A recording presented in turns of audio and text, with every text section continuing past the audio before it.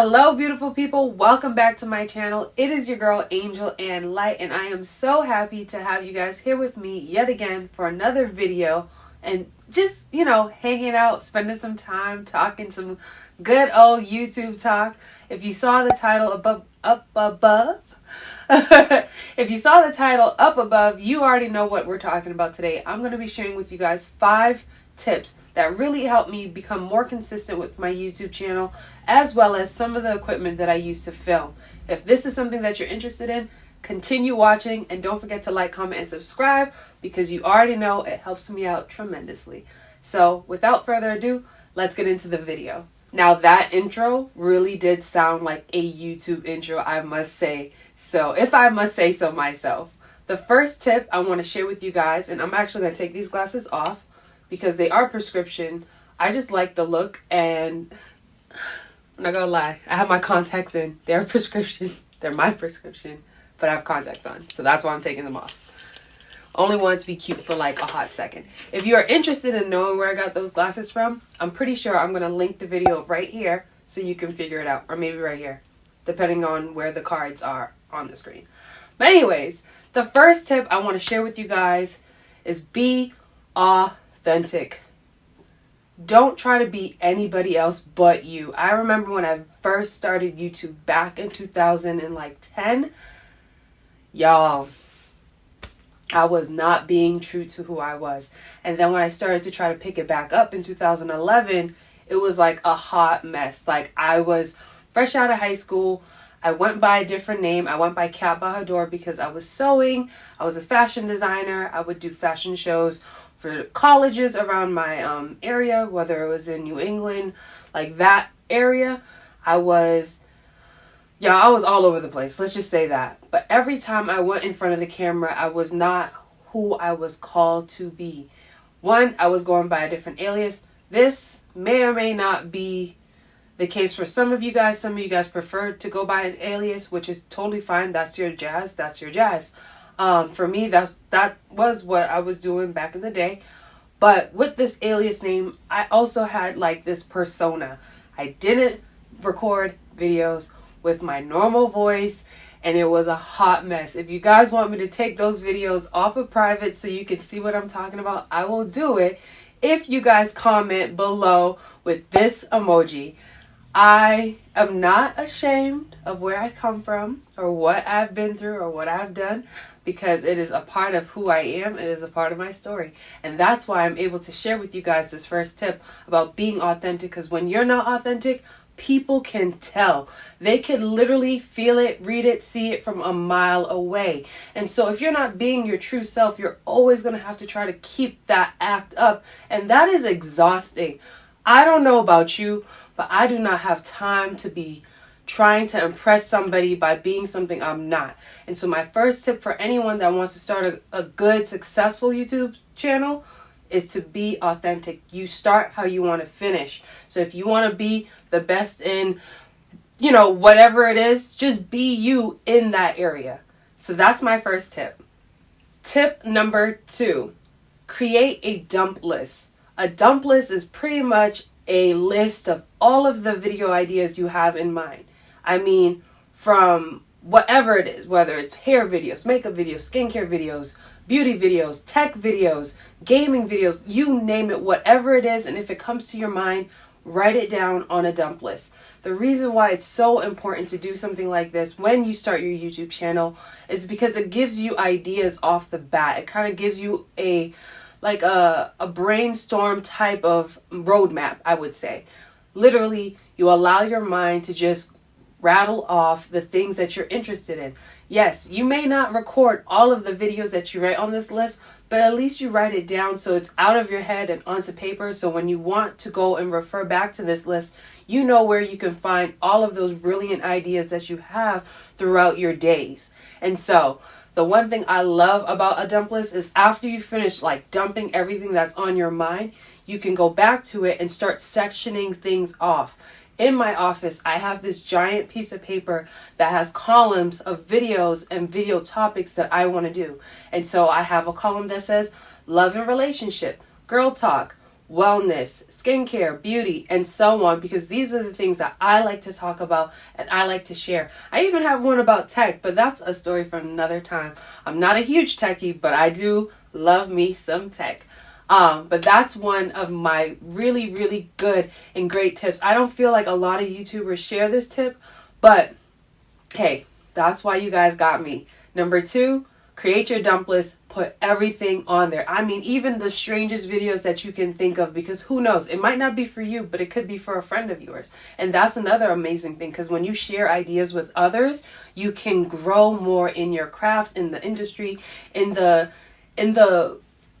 genre that you want to occupy. So tip number 2, create a dump list of all the video ideas that you want to record. Tip number 3, you want to create a schedule for your content. YouTube moves off of consistency. One thing that I realized when I really started getting consistent with my YouTube channel, I would always upload on Sundays, I believe at 10:30 or sometimes between 9:30 and 10:30 in the morning. This gave YouTube the backing to see that I was somebody that was consistently on the platform and consistently posting. Therefore, they were more prone to promote my videos, whether it was on a search bar or whether it was something that was like trending topics. I know some people are like, really, Angel, this tip is just so basic. It's basic, but a lot of people don't do it. For the longest time, and I mean for years, I did not have a schedule for my posts, especially when it came to Instagram as well. I would literally just post whenever I felt like it, which is cool. But if you're somebody that wants to get a lot of traction and you want to generate a lot of engagement, you need to have a schedule, because the people that support you want to be able to trust you that you are going to produce content when you say you are. So for example, on my YouTube channel, I will be having a section in my like about section on the channel, so you guys know, or even in my banner, so you guys know when I upload my videos.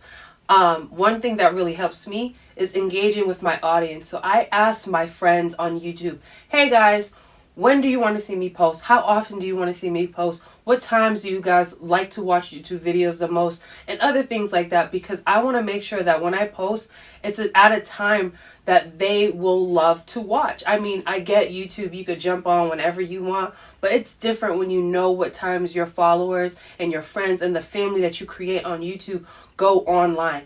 Like for me, I live in Eastern Standard Time, but I have subscribers that even live in the UK and China, so they are in different time zones. Yes, they may not come on when I upload, but I know that if they see me consistently posting, they can trust that whenever they do go on YouTube, they can find me and hang out with me on YouTube. And so that's my third, I think it's my third tip. Yes, my third tip. Create a schedule for your content. Oh, and another bonus for this one. When you create a scheduled content, when you create I'm sorry, I'm getting all tongue-tied. When you create a consistent schedule for your YouTube, you can use this schedule even over on Twitter and Instagram and even Facebook, because you're able to plan out your content easier. Like literally, you could literally lay it all out in front of you and say, okay, Mondays I'm doing this, Tuesdays XYZ, etc. And so it becomes really helpful, and it kind of takes away the stress when it comes to planning out your content as well. Tip number 4. Literally is one of my favorite things to do, especially now that I have so much more on my plate. And I'm so grateful that I have more on my plate, because now that means I'm really getting my hands all up in all of the things that I really, really, really want to do. This tip is to bundle record your content. This means setting aside some time, whether it's a day, a couple of hours in the week, to just record your content. So for example, today is, I believe it's Saturday, and I am recording as many videos I can with my makeup done, ready, and good to go. For the women that are watching this video, you already know how much work and how much time goes into setting up your space, doing your hair, doing your makeup, making sure that all of this looks camera ready for whatever you do. I get that some people don't come on the camera with makeup, and that's all right, and that's great too. I do the same thing for my vlogs. I wear makeup, I don't wear makeup. But for videos like this, sometimes people have to do more work in preparation, and then recording is a whole nother ball game. So being able to set aside a day or a couple of hours in a day to record your content in advance gives you even more time to be able to sit and edit them. That way you don't have to get up, edit, record a video. Another day goes by, and now you have to get dressed, get ready again, record another video, and repeat. If you get a day where you can do all of it in one sitting, it makes the editing process so much easier, and that's where you can start to put more energy into the creativity behind editing your videos. So, my fourth tip, bundle record. Set aside some time and record as many videos as you can so that way when you edit, you don't have to re-record. Tip number 5, use what you have. A lot of people jump onto YouTube and they're like, oh my gosh, I need to buy a camera, I need to buy a ring light, I need to buy this, I need to buy that. Guys, do not overcomplicate things. You have everything you need right now. If all you have is the phone that you're watching this video off of, use that. If you are even watching this video off of a laptop with a webcam, use that.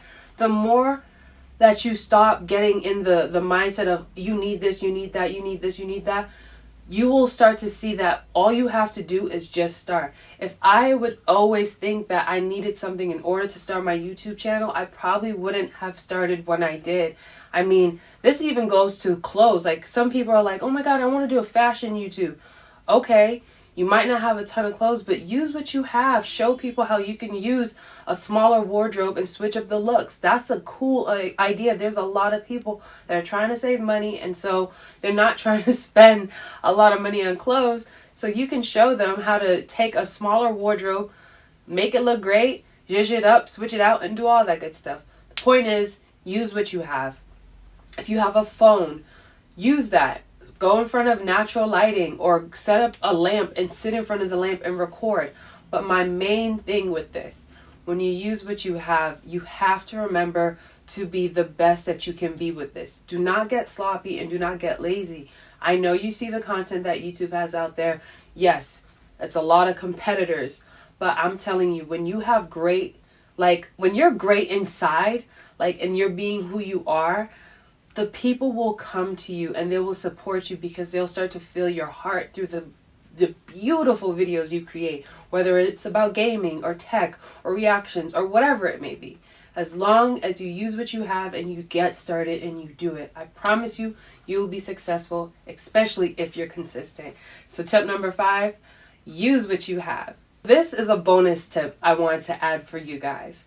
When using what you have, whether it's a camera or a cell phone, whatever it may be, always make eye contact with the camera. People can tell when you're looking at yourself in the viewfinder or if you're using your phone on selfie mode and you're just staring at yourself. When you do this, people can't really engage with you. They don't feel like you're talking to them. It just feels like you're looking at yourself as you talk.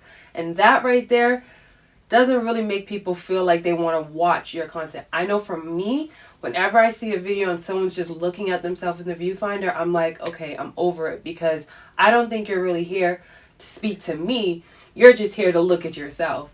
And that's great for some people, but for me, I love engagement. I love connecting. And even though I'm not physically sitting in front of you, I feel like I'm with you when I look into my camera, and I feel as if I'm pouring into you in the ways that I can. And so, as a bonus tip, when you start your YouTube channel, try your best to just look into the eye of the camera, because when you do, it makes a huge difference. And for those of you who are using your phone to film content, I challenge you to not use your selfie camera, but instead use the front-facing camera on the other side of your phone. So, what does that mean? This camera right here. I know my phone is a little greasy, but this camera right here, I had to look at my viewfinder to make sure I'm pointing at it. When you use this camera, the quality is also better. And so, guys, look at your camera, make direct eye contact. I promise you, it's going to feel weird at first, but it's going to do incredible when you do it. Literally, it'll pay off. Okay, guys, so you stayed till the end of this video, and now you want to know what kind of tools do I use and equipment that I use to film these videos that you guys watch here on YouTube.